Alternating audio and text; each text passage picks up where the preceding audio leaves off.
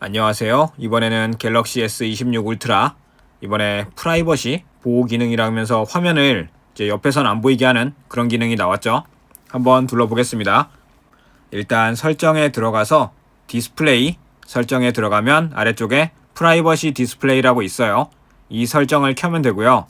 내 사생활 및 개인정보 보호를 위해서 측면에 봤을 때 화면이 잘 안 보이게 한다고 해요.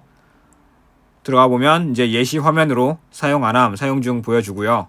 옆에서 볼 때 잘 안 보인다고 하고, 보면 조건도 설정할 수 있어요. 비밀번호를 쓸 때라든가 팝업이라든가 그걸 설정해 둘 수도 있고요. 아래 내려보면 향상된 프라이버시 보호라고 있습니다. 뭔가 좋은 거겠죠. 일단 다 켜보도록 하죠. 자, 이게 켜기 전의 상황인데 옆면에서 봤을 때 이 정도 시야각 웬만하면 다 보이는 내용이에요. 다 보이고 다시 설정으로 돌아가서 프라이버시 디스플레이 켜기 한 다음에 다시 옆으로 보면 거의 시꺼면서 아예 화면이 꺼진 것처럼 보이네요. 이전에는 프라이버시 보호용 보호 필름 그런 걸 붙여서 이렇게 사용했던 걸로 알고 있는데 저는 안 썼어요. 저는 안 썼는데 뭐 그런 사람도 있더라고요. 그런데 이제는 그런 필름 안 붙여도 하드웨어 기능으로 이런 사생활 보호, 옆에서 다른 사람이 내 스마트폰 내용을 훔쳐보지 못하게 할 수 있다는 거 상당히 신기합니다. 신기해서 한번 다시 봤어요. 메인에서 설정 들어가서 아래로 내려보면 디스플레이 설정이 있습니다. 들어가서 프라이버시 디스플레이 설정을 켜고 안에 들어가서 자동 켜짐 조건, 보통 비밀번호를 많이 켜놓을 것 같아요. 팝업도 그렇고요. 어떤 알림이 왔는지, 어느 앱에서 알림이 왔는지, 메시지가 어떤 내용이 왔는지 그런 걸 다 가릴 수 있겠죠. 그리고 향상된 프라이버시 보호 기능도 같이 켜놓고요. 이게 좌우는 물론이고 위아래에서 보는 것도 보호를 해주더라고요. 일단 옆면에서 한번 다시 보고 껐을 때는 그냥 잘 보이죠. 버스나 지하철 같은 그런 장소에서 사람들이 보면 다 훔쳐볼 수 있는 내용이고, 좌우는 물론 위와 아래에서도 상당히 시야를 많이 가려줘요. 아래에서 특히 많이 가리네요. 위에서는 조금 각도가 좀 더 심해야 될 것 같고, 위와 아래 이쪽도 시야를 많이 차단해 준다는 거. 이번 기능 제가 개인적으로 좋아하는 기능은 아니지만 누군가는 이런 기능 좋아하겠죠. 사람이 많은 장소에서 스마트폰을 많이 써야 되는 사람들이라면 이런 기능 좀 중요하게 생각할 것 같고, 그리고 이 프라이버시 보호 기능은 상단 이 퀵 패널이라고 하던가요? 여기서 빠르게 버튼 눌러서 금방 켜고 끄고 할 수도 있습니다. 굳이 설정에 들어가서 디스플레이 들어가서 안쪽까지 깊게 찾아서 들어갈 필요 없이 이 상단 바 내려서 설정 켜고 끄고 할 수 있어요. 이 기능 써보면서 한번 만져봤는데 이게 카툭튀가 심하다 보니까 생폰으로는 케이스를 끼우지 않은 상태로는 너무 덜렁거려요. 모서리를 살짝 만져보면 카툭튀 된 부분 때문에 균형이 많이 망가져서 생폰으로는 많이 쓰기 힘들 거예요. 저라면 아무리 돈이 많은 사람이더라도 생폰으로는 이게 균형이 전혀 안 맞으니까 쓰기가 힘듭니다. 항상 어디서나 거치대를 들고 다닐 수는 없잖아요. 집이나 사무실, 책상에서는 자석으로 붙는 뭐 그런 거치대를 쓴다든가 뭐 그럴 수도 있겠지만, 그게 아니라면 카페 같은 데 가서 그냥 탁자 위에 올려놓고는 쓰기가 너무 불편한 거죠. 그래서 케이스가 꼭 필요하다고 생각합니다. 서클 투 서치 관련해서 기능이 좀 더 많이 개선됐다고 해서 한번 봤습니다. 강아지 사진 서클 투 서치를 해서 검색을 해보면 단순히 이미지만 검색해주는 게 아니라 그 강아지 옷이 어떤 옷인지도, 어떤 종류의 옷인지도 좀 더 상세하게 구구절절하게 검색을 해준다고 해요. 다음은 갤럭시 AI의 포토 어시스트 기능이에요. 갤러리에 들어가서 사진을 선택하고 그 다음에 별 모양 있죠? 반짝이는 모양 눌러보면 하단에 만들기라고 있습니다. 만들기를 고르고 원하는 내용을 어떻게 바꾸고 싶은지 쓰면 됩니다. 아니면 원하는 내용을 쓰면서 동시에 여기에 어떤 걸 추가하고 싶은지 이미지를 따로 불러와서 추가할 수도 있어요. 그러면서 생성형 편집을 상당히 다양하게 복합적인 명령을 내릴 수 있다고 보시면 됩니다. 편집되는 시간, 보면 조금 더 빨라진 것 같기도 하고요. 좀 단순해서 그런 걸 수도 있는데 보면 이제 이전 이미지 보기랑 바꿔보시면 뭐 이런 느낌, 이렇게 편집을 잘해주고, 게다가 예전에는 저장한 다음에 새로 불러와서 다시 편집을 해야 되는데 이제는 계속 편집이라는 게 생겨서 한번 편집한 내용에서 계속해서 바꿔서 나갈 수가 있어요. 이게 상당히 편하다고 생각합니다. 이전에는 완성해놓고 다시 불러오고 또 바꾸고 또 바꾸고 또 다시 불러오고 그래야 되는데, 이제는 한번 편집 시작하면 계속해서 내가 원하는 게 나올 때까지, 결과물이 나올 때까지 계속해서 편집할 수 있다는 거예요. 이런 부분 상당히 마음에 들었습니다.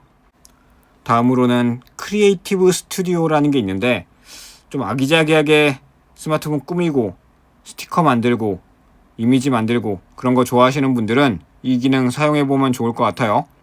내 안에 예술 감각을 깨워보세요.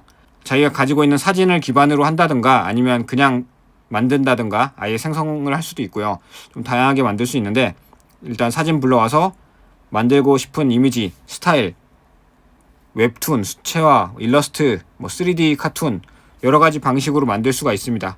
기본적으로 제시되어 있는 설정을 자기가 골라서 선택해서 할 수도 있고, 아니면 생각나는 대로 이야기해서 만들 수도 있겠고요. 그래서 사진을 만든다든가 배경화면, 아니면 프로필, 안부 카드, 초대장, 스티커 이런 거 자기가 원하는 대로 다양하게 만들어 볼 수가 있어요. AI 기능 사용해서 만들어 주는 거고요.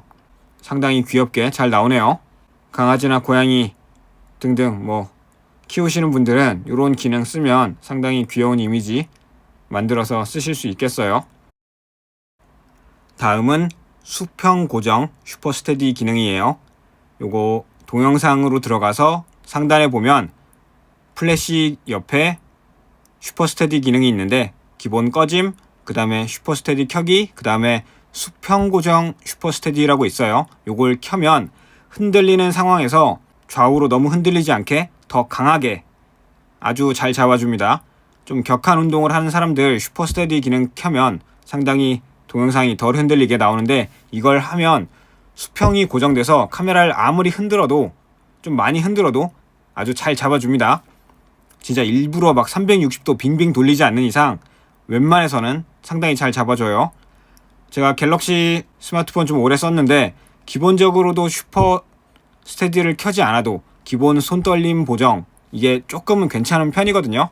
근데 슈퍼 스테디까지 켜면 좀 더 깔끔한 영상 뽑아낼 수 있겠죠. 단점은 슈퍼 스테디나 수평 고정 슈퍼 스테디를 켠다면 동영상이 QHD 60프레임까지밖에 촬영이 안 돼요. 기존에는 4K나 8K까지도 되는데 수평 고정을 할 때는 화질을 조금 적당히 손해를 봐야 됩니다. 그래도 보통 제가 찍는 게 다 FHD고 이렇게 잠깐 이렇게 행사장에 있을 때만 가끔 4K로 찍는 편이라 FHD는 물론이고 QHD 60프레임만 나와도 저는 충분히 괜찮은 영상이라고 생각합니다. 그리고 현장에서 한번 시연을 해봤어요. 왼쪽이 S26 울트라고 오른쪽이 제가 기존에 쓰고 있던 S24 울트라입니다. 분명히 흔들리는 상황에서 동영상을 촬영했는데도 고정을 참 잘해주죠. 깔끔하게. 달리면서 영상 촬영을 한다던가 자전거를 탄다던가 그런 활동적인 운동을 하면서 촬영한다면 아주 유용한 기능이라고 생각합니다. 다음은 갤럭시 AI를 이용한 보안 관련 기능이었어요. 통화에서 통화 앱에서 설정 들어가서 통화 스크리닝이라고 있습니다. 이게 갤럭시 AI 기능인데 한번 켜볼게요. 통화 어시스트가 이제 스팸이나 피싱 전화를 걸러준다고 합니다. 이 기능을 켜보고요. 스팸 및 피싱 의심 전화를 차단할 수 있어요. 그리고 이 설정을 켜고 끌 수가 있고요. 모든 걸 차단할 건지 그냥 의심 전화만 차단할 건지 설정을 할 수 있고요. 그리고 보이스 피싱 의심 전화는 알림을 할 수도 있고요. 예전에는 앱을 따로 깔면 이제 이건 스팸 전화입니다 알려주거나 했는데 25대부터였나요? 앱이 업데이트 되면서 그냥 모르는 번호 혹은 스팸으로 많이 등록되어 있는 번호는 스팸이라고 알려주기도 했죠. 근데 거기서 조금 더 나아갔다고 보시면 됩니다. 전화 통화 중에 통화 내용을 AI가 분석을 해서 내용 들어보니까 이거는 보이스 피싱인데? 그러면 보이스 피싱인 거를 팝업으로, 진동으로, 화면으로 이제 알려주는 거예요. 소리와 진동 등으로 화면으로 알려줍니다. 그러면 내가 멍하니 듣고 있었는데 이거 보니까 피싱이네? 사기네? 그런 걸 AI가 분석해서 알려준다 이거죠. 바쁘고 좀 정신없다 보면 그런 보이스피싱, 사기 당할 수도 있는데 상당히 좋은 기능이라고 생각합니다. 이 기능들 근데 다른 전작들에도 아마 소프트웨어로 업데이트가 될 거라고 생각해요. 하드웨어 쪽이 아니라면 소프트웨어로 지원되는 기능은 대부분 전작들에도 다 업데이트가 될 거예요. 다음으로는 이번에 갤럭시 S26 울트라 베이퍼 챔버가 상당히 커졌다, 좋아졌다. 그래서 홍보를 하길래 한번 찍어봤습니다. 이전에 보면 전작들 대비 얼마나 커졌는지 시리즈별로 쭉 보여주는데 많이 차이가 나더라고요. 22에서 23, 24, 25, 26 가면서 많이 커졌대요. 그리고 26에서 역대 가장 큰 베이퍼 챔버라고 하더라고요. 구구절절히 소재가 어떻고 뭐 그런 얘기 하는데 그런 부분까지는 제가 모르겠습니다. 그냥 커졌구나, 발열 잘 잡겠구나, 그 정도로만 보고 넘어갈게요. 제가 그런 쪽으로는 전문가가 아니라서 잘 모르겠고, 그런데 굳이 이렇게 가장 큰 베이퍼 챔버 넣으면서 관리를 하려고 한다는 건 이번에 들어간 퀄컴의 스냅드래곤 엘리트 젠5 5세대 뭐 그 제품이 발열이 그만큼 크다는 거겠죠.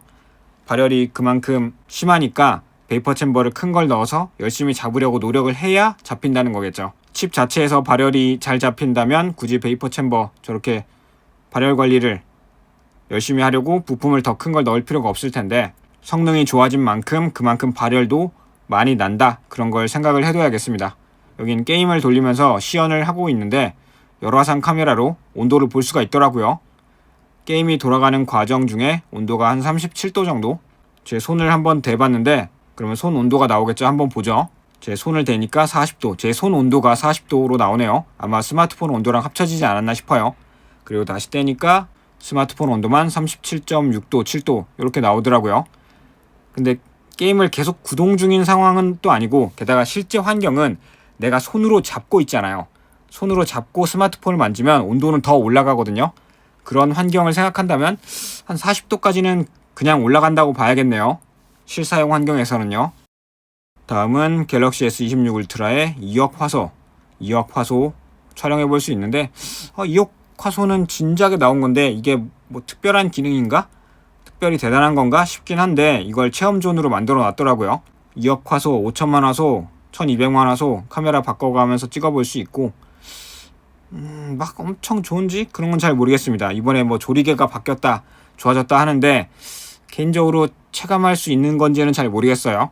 제가 24 울트라 지금 사용 중이고 이번에 26 울트라 주문해 놨으니까 나중에 3월에 실물 배송 오면 카메라 써보면서 나중에 후기를 추가해 보던가 하겠습니다. 개인적으로 저 같은 일반인이 카메라가 좋아진 걸 확인하려면 다른 사람들이 그렇게 주구장창 얘기하는 센서가 더 커진다든가 좋아진다든가 그런 게 더 중요하다고 알고 있거든요. 저도 그렇게 들었습니다. 근데 센서는 그대로고 조리개만 조금 좋아졌다, 그 정도로 알고 있어요. 자, 그러면 이번에 나온 신기능이랑 이것저것 좀 적당히 둘러봤고, 현장에 사람이 좀 많아서 정신이 없어서 저도 찍느라 좀 정신이 없었는데 적당히 그냥 봐주시고, 그냥 뭐 이런 기능 몇 가지 새로 나왔구나 정도로 보고 넘어가시면 되겠습니다. 그러면 이번 영상 여기서 마치고 정리하도록 하겠습니다. 시청해주셔서 감사합니다.